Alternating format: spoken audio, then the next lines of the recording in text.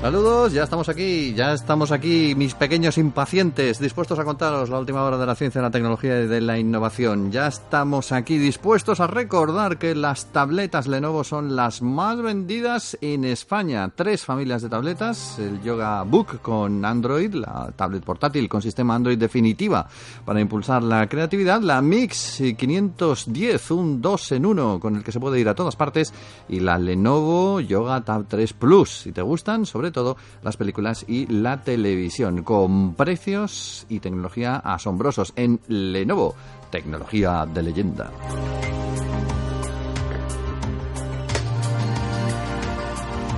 Compañeros de viaje de Átomos y Bits, este programa que arranca hoy con el control de sonido de Esteban Novillo, con José Manuel Nieves y con Pedro Pablo May. Aquí estamos los 3 mano a mano, manos a manos, dispuestos a contar la última hora en una semana en la que nos han llegado algunas noticias que nos han dejado, como dirían los franceses, hepatados, literalmente. Don José Manuel, saludos cordiales. ¿Qué tal? ¿Cómo estás? Hoy sería uno de esos días que necesitaríamos más tiempo. Hoy sería uno de como esos días. 2 horas de programa, sí. 2 horas no sé, pero 1 horita seguro. 1 hora seguro. Pues nada, abróchense los cinturones porque no tenemos 2 horas. Tenemos nuestros 30 minutos de costumbre y tenemos que empezar con ese Homo sapiens que se ha descubierto esta misma semana aquí al lado de casa, en Marruecos, y que no voy a decir que saque ya al Homo sapiens de África, pero nos lo acerca muchísimo hacia Europa. Bueno, no es exactamente eso. Es que nos lo coloca en un sitio y en un tiempo en el que no teníamos evidencia de que los hubiera. Vamos a ver. El hallazgo es, fríamente, el teletipo del hallazgo es: encuentran restos de Homo sapiens de hace 300.000 años en Marruecos, a 100 kilómetros de Marrakech, de Marrakech, ¿no? A 100 kilómetros al oeste de Marrakech. Bueno, esa es la noticia, pero las implicaciones de esa noticia son tremendas para nuestro origen, para la comprensión del origen de nuestra especie y para la comprensión de cómo se llegó a forjar eso que somos tú y yo ahora mismo, Homo sapiens. Eso es lo que tú te crees, que somos Homo sapiens. Bueno, tú, si te dejo con los paleontólogos, lo mismo, algo de Neandertal te encuentran. Pero, como un 6%. Bueno, sí, a ver, que esto es muy serio. Sí, vamos. Entonces, el dibujo que nosotros teníamos hasta ahora, eliminemos este hallazgo por completo. El dibujo que teníamos hasta ahora, entre todas las especies humanas que ha habido desde hace 1,5 millones, 2 millones de años, desembocamos.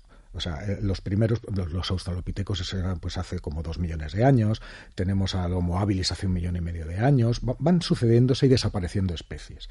Y hace 200.000 años, es lo que tenemos nuestro dibujo, surge en el África Oriental, es decir, Etiopía, todas esas zonas del África del Este, surge nuestra especie, la forma moderna de ser humanos, Homo sapiens, que es la única que va a sobrevivir a las demás, con algunas de las cuales convive durante unos cuantos miles de años, pero se van extinguiendo y solo quedamos nosotros, los mejor preparados, los mejor no sé qué, en fin, las ventajas evolutivas, como tú quieras.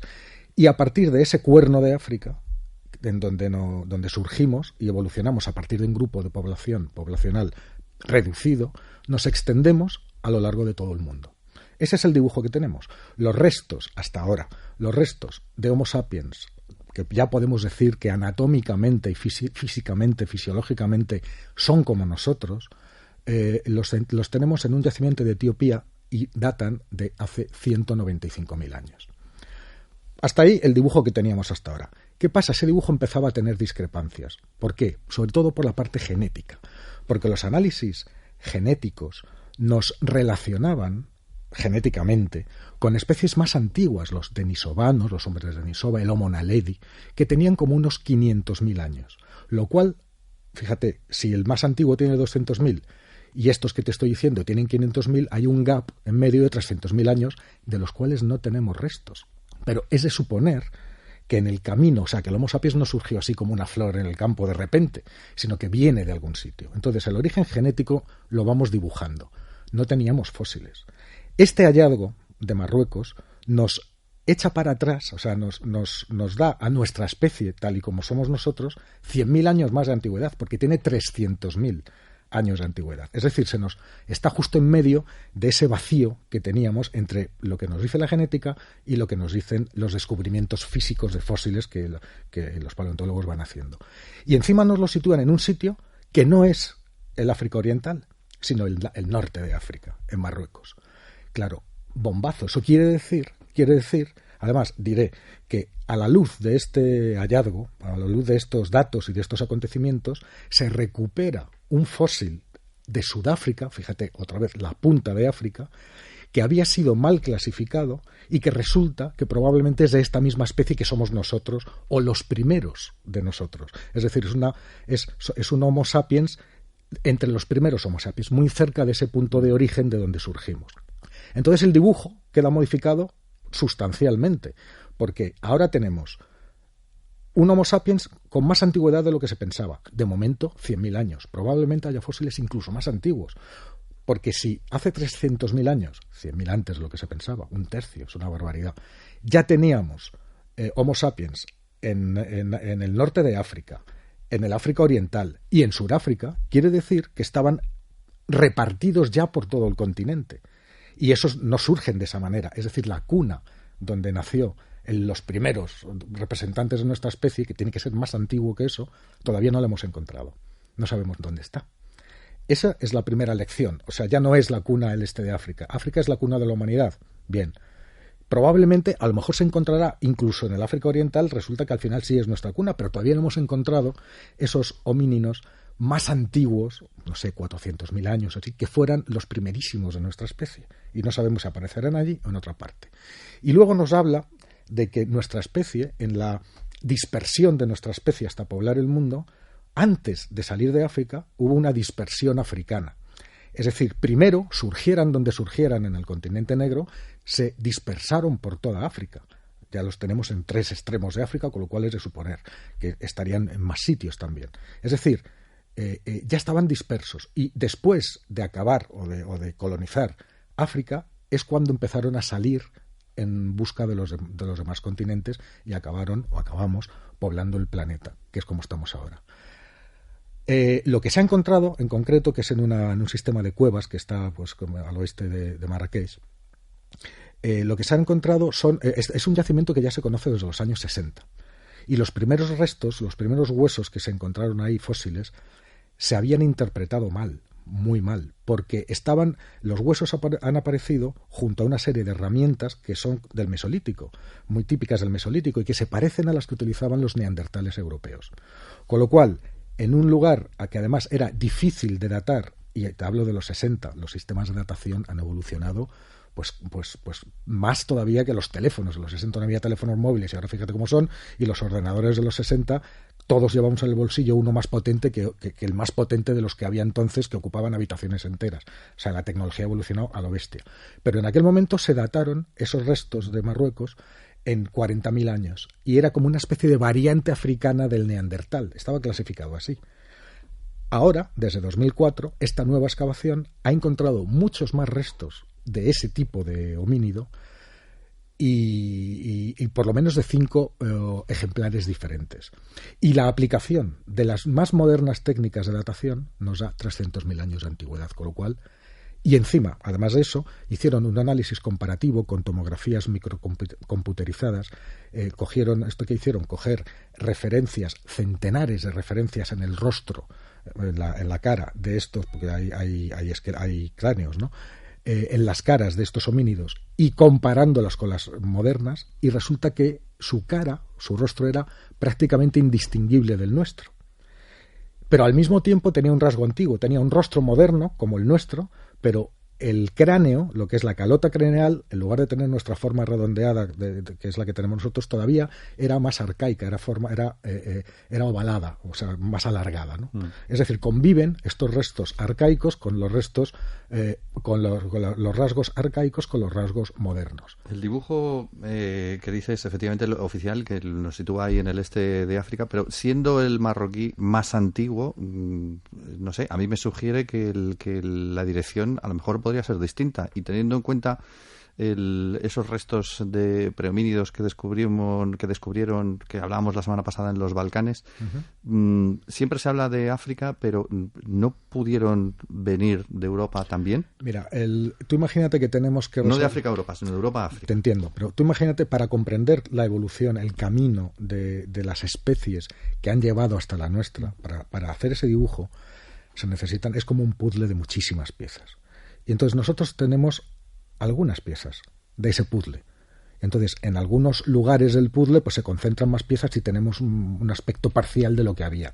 Pero de repente tenemos un agujero en el que no tenemos ninguna pieza y hay otro conjunto de piezas un poco más arriba.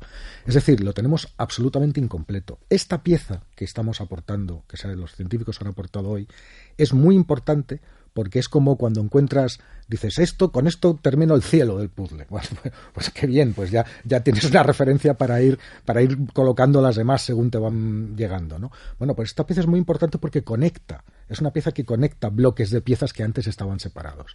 Y esto es muy importante. ¿Que está el puzzle incompleto? Por supuesto. ¿Que las sorpresas que nos esperan son muchas? Por supuesto. Además, estos fósiles, como te decía, estaban asociados a herramientas de piedra, de sílex, sobre todo puntas, y a restos de animales, sobre todo gacelas, que daban signos clarísimos de haber sido cazados. Y además, este tipo de herramientas, que son muy típicas en las culturas africanas de aquel momento, han sido encontradas en muchos otros lugares de África, sin restos fósiles asociados, pero esas herramientas, con lo cual ya podemos atribuirles un origen, con lo cual esa dispersión africana es más que probable. Es decir, tenemos que actualizar y seguramente tendremos que reactualizar con futuros descubrimientos lo que sabemos sobre nuestra especie, pero eso del origen africano, por supuesto que sí, pero de una zona concreta de África en un momento concreto de nuestra prehistoria de hace 200.000 años, eso tenemos que empezar a olvidarlo. Bueno, estaremos pendientes del asunto. Se me acumulan las preguntas, pero es que si nos centramos en esta historia no vamos a la siguiente, que también es bastante apabullante, y es que por fin se ha confirmado lo que ya contaste en un programa anterior, y es que vivimos al borde del abismo. Por cierto, recuérdame que te cuente luego un chiste sobre el borde del abismo. Vale. Al borde de un abismo cósmico, pero brutal, que tenemos al lado de nuestra galaxia. Vamos, que no nos caemos por el desagüe, pues no sé por qué, porque existe la gravedad, pero si no, íbamos todos por ahí. Sí, es una cosa tremenda, Esto forma parte de la batería de estudios y de investigaciones que intentan averiguar cómo es la distribución a gran escala de la materia en el universo. Claro, cuando digo a gran escala, imagínate un cubo de espacio de 2.000 millones de años luz de lado. Imagínate ese cubo gigantesco. Claro, nosotros ahí dentro hemos desaparecido, o sea, no solamente nosotros, desaparece en esa magnitud de mapa, desaparece nuestra galaxia como punto individual, desaparece el conjunto de galaxias en el que estamos, desaparece, es menos que un punto a ese nivel de escala. Y entonces los científicos desde hace unas cuantas décadas se han dado cuenta de que la materia ordinaria, no estamos hablando ni de materia oscura, que es otra cosa, que ya sabemos, sí, ni de energía oscura. La materia ordinaria, la que brilla, la que forma las galaxias que podemos ver, las estrellas, los planetas, a nosotros, todo eso se distribuye en el universo en forma de filamentos. Imagínate una enorme tela de araña, como una tela de araña en 3 dimensiones, en la que los filamentos, los hilos de la tela, son ríos de galaxias y de grupos de galaxias, donde los nodos en los que se unen esos filamentos son agrupaciones mucho más grandes de galaxias, son mucho más densos. Esa materia, imagínatela como una especie de red en la que los ríos de galaxias van uniendo nodos diferentes. Y todo eso en 3D, es como una telaraña en 3D o como un queso de Gruyère, es decir, que con la materia distribuida en los bordes. En medio de esos filamentos hay vacíos en los que no hay nada, o prácticamente nada. No se sabe por qué la materia tiende a distribuirse de esta forma. Entonces, hemos hablado de la Laniakea, ¿te acuerdas? El continente galáctico, esa la megaestructura más grande que hemos podido ver. Bueno, pues en este contexto que estamos hablando, incluso la Laniakea es pequeñita. O sea, tan pequeñita que prácticamente ni se la ve. Esa es la escala en la que nos estamos moviendo.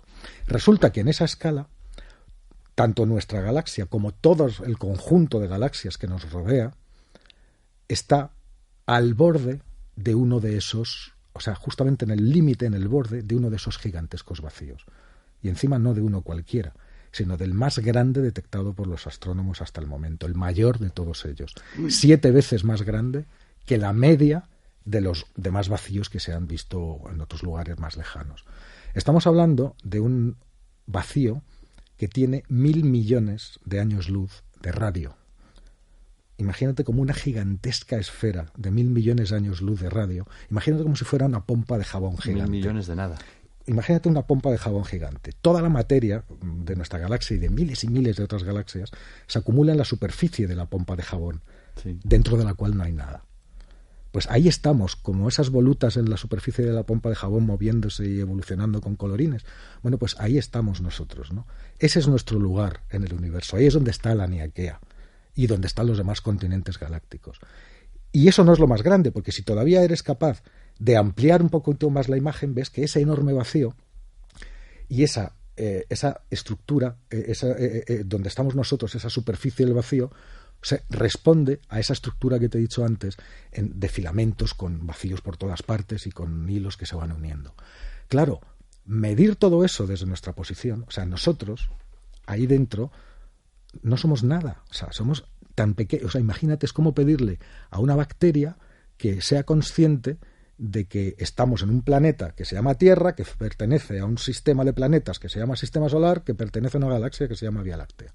O sea, la escala no entra. Entonces, hacer mediciones y adivinar esa magnitud tan grande a nuestro alrededor requiere unos esfuerzos brutales. Se suele hacer midiendo las densidades de materia que se van viendo en el arco de cielo que es visible desde la Tierra, porque encima de eso ni siquiera tenemos una visión de 360 grados para poder mirar para todas partes, porque nuestra propia galaxia, como hemos dicho muchas veces, nos tapa la mayor parte del cielo. Igual que si nos asomamos una ventana, no podemos ver lo que hay enfrente de la ventana, pero no podemos ver lo que hay detrás del edificio, porque el propio edificio en el que estamos viviendo nos lo tapa. Con lo cual tenemos esa vista parcial desde este edificio, que es nuestra galaxia, a donde mira la ventana, nada más. No podemos ver lo que hay a los lados ni lo que hay detrás. Y con esas limitaciones es muy complicado hacerse ideas de estas megaestructuras tan gigantes, ¿no? Pero ahí estamos con nuestro cerebrito, que es como un universo pequeño. ¿Cómo se puede descubrir eso? Yo cuando nos cuentas estas historias, no, los científicos han descubierto, ¿cómo puedes descubrir eso desde aquí, desde la Tierra? O sea, ¿qué instrumentos? Telescopios, análisis estadístico de miles y miles y miles de galaxias, análisis de movimientos de miles y miles de galaxias, densidades poblacionales de galaxias en determinados en puntos del universo y elaborando mapas tridimensionales con todos esos datos. Es muy complicado, te digo, es muy complicado. Pero es que además ha habido 2 estudios. El primer estudio que sugería que estábamos al borde de este vacío es de 2013. Y otros investigadores de la misma universidad, que es la de Wisconsin, han repetido y ampliado ese estudio y han encontrado con que las estimaciones que se habían hecho en ese primer estudio de 2013 son correctas. Mejor todavía, no han encontrado ninguna evidencia observacional que vaya en contra de esa idea. Es decir, hasta que pase otra cosa o encontremos otra cosa que todavía no sabemos lo que es, que nos desdiga de esto, sabemos que estamos en ese límite de un gigantesco, enorme, inconmensurable vacío cósmico, y que todo nuestro mundo, en el sentido amplio, es decir, todo lo que somos hoy, el sitio que ocupamos hoy y el que ocuparemos en los próximos miles de años por muchos planetas que colonicemos y por muchas galaxias que visitemos, si es que llegamos a hacerlo, todo eso queda reducido a nada, a prácticamente nada. en ese espacio. Y esa práctica nada queda reducida todavía menos cuando pensamos que estamos hablando de la materia visible, claro, y no de lo demás. Tú imagínate si tú fueras una bacteria que vive en una gota de agua en el desierto, para ti el universo sería húmedo. ¿Vale? El universo sería húmedo. Sí, todo claro. El universo y todo lo que alcanzas a ver y todo lo que tocas sería húmedo. Pero si yo que estoy fuera te digo, es que estás en el desierto y te vas a evaporar. Si lo veo desde fuera y si tengo el tamaño necesario. O sea, nosotros estamos dentro de eso, y entonces lo que estamos es dentro de esa gota de agua que es materia, galaxias, lo que nosotros vemos a nuestro alrededor, pero estamos rodeados por desierto, absolutamente por desierto. Somos menos que el polvo de estrellas. Pues imagínate. Así te digo.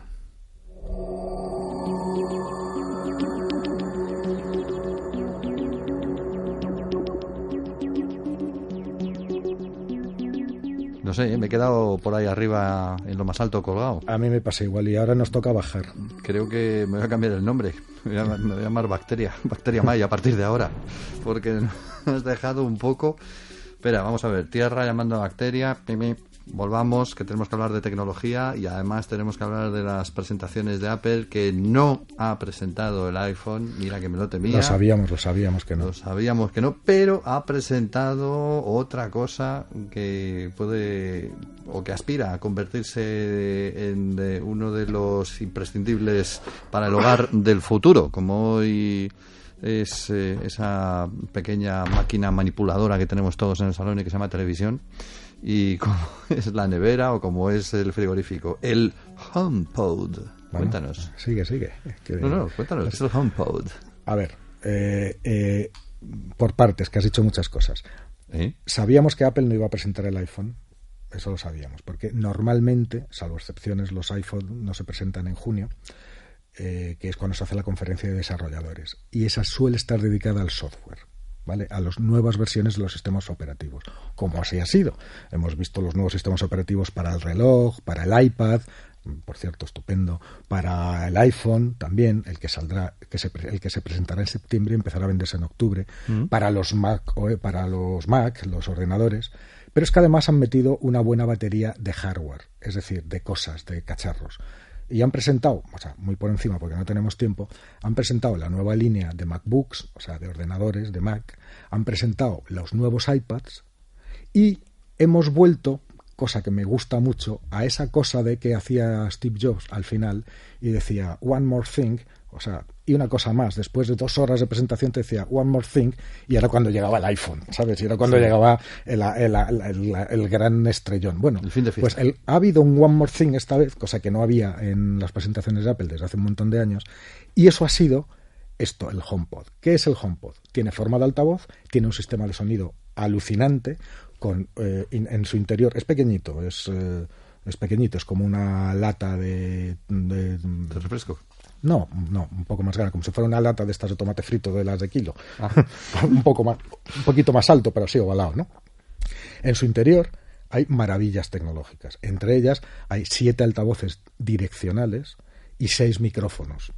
De forma que tú le puedes hablar y él te escucha. Es un cacharro que te está escuchando siempre, al cual te puedes dirigir por medio de Siri, que también ha sido renovado con inteligencia artificial, etc. O sea, es como un asistente, como un cuerpo para Siri. Es un asistente personal y es un altavoz. Entonces, ¿qué haces con él? Lo coges, lo enchufas a la red, lo dejas ahí, acercas el teléfono, el iPhone, por ejemplo, lo pareas y de momento toda la música que tienes en el iPhone la puedes escuchar a través de ese altavoz. El sistema de sonido está hecho de manera que en el momento en que lo enciendes, el propio cacharro escanea la habitación en la que se encuentra y configura el perfil de sonido más adecuado según donde estén las paredes, los muebles, los obstáculos, etcétera. Con lo cual es un sonido sorprendente. No he tenido ocasión de escucharlo todavía, pero lo escucharé. Y por los que sí lo han escuchado, que he podido hablar con algunos, dicen que es impresionante. Pero es que además, como se conecta a Internet, tú puedes hacerle preguntas y oye, ¿cuál es el último, si quieres escuchar, qué es lo último de Madonna? Y entonces te contesta Siri. Te dice, el último LP de Madonna es tal. ¿Quieres escuchar una canción? Y dices, venga, ponme una. O oye, ponme lo último de no sé quién, del cantante que te dé la gana, que no me acuerdo cómo se llama, y te lo busca y te lo pone. O reprodúceme de mi biblioteca tal canción, inmediatamente te la hace. O cosas que hace el asistente virtual Siri en otros estamentos. ¿A qué hora tenía la cita de esta tarde? ¿Y dónde era? Pues, pum, te contesta. Es decir, tú hablas con él. Hay otras grandes compañías como Amazon, el Amazon Echo, que ya han presentado eso, aunque todavía no está en España el sistema, que es muy parecido. Muy claro, estamos en eso, ¿no? Apple faltaba. Está Google, que también ha lanzado su propio sistema que se basa más o menos en lo mismo. Samsung hace poco presentó el suyo propio también junto con el S8, y es decir, es un nuevo cacharro que vamos a incorporar a nuestras casas y que es un asistente virtual al cual te puedes dirigir con lenguaje natural. Te va a hacer, le puedes pedir el tiempo que hace, o que si hay mucho tráfico de aquí al trabajo, es decir, o puede controlar los demás dispositivos que hay electrónicos en el hogar. Le puedes decir que te ponga la tele, que te ponga un canal, o que te conecte, o que te baje la luz, es decir, es un asistente virtual. Es uno de los centros del hogar digital. Apple, que todavía no había entrado en eso, ha entrado a lo bestia. Empezará a comercializarse en Estados Unidos en diciembre. No será muy caro, serán unos 300 y pico euros el precio que tenga este nuevo HomePod. Y a los demás países, porque está en 5 idiomas por ahora, y uno de ellos es el español, llegará a partir del año que viene. Una cosa interesante es que HomePod, según Apple, es una revolución. O sea, de la misma manera que los iPods revolucionaron la forma de escuchar música en el bolsillo, el HomePod quiere revolucionar la forma en que se va a escuchar música en casa. Con todos estos añadidos de inteligencia y de asistente virtual. Lo que pasa es que eso de que te escoja la música según el ambiente de la habitación puede resultar chocante, porque a lo mejor te apetece escuchar la orquesta Mondragón y te pone la pastoral de Beethoven. No es que te coja la música, me he explicado mal. Es que te reproduce el sonido con unas características, cambia las características del sonido para que la calidad de lo que estés escuchando, que lo eliges tú, sea la óptima para el tipo de habitación o el tipo de espacio en el que estés. Y si lo cambias de habitación, te lo cambia. Lo vuelve a hacer. O sea, él hace, cada vez que lo enciendes, hace un escaneo de lo que le rodea. No es lo mismo que esté en un salón de 50 metros cuadrados diáfano a que esté en una habitación pequeña llena de muebles, de libros, de tal, y con recovecos y una columna en medio. No es lo mismo para configurar el sonido. Entonces lo que hace es, tiene un sistema inteligente que estudia el espacio que tiene a su alrededor y configura los parámetros, no lo que vas a escuchar, sino cómo lo vas a escuchar. Será entonces hasta el año que viene, no dispondremos deseando verlo. Ese aparatito, pero bueno, como te lo darán antes, te lo traerás y lo disfrutaremos aquí. Sí.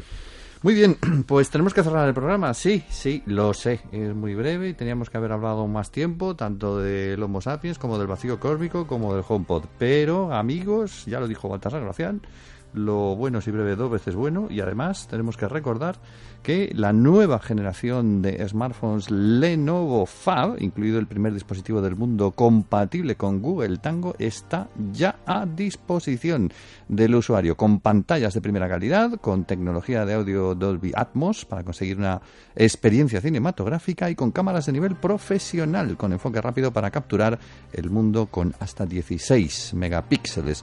Hoy Lenovo Tecnología de Leyenda nos ha acompañado también en Átomos y Bits José Manuel Nieves. Gracias por haber estado con nosotros y dejarnos, como de costumbre, asombrados. Hasta la semana. Mira la boca. Asombrados estamos. Con Esteban Novillo en el control de sonido, con Pedro Paloma y aquí en el micrófono. Hasta la próxima semana.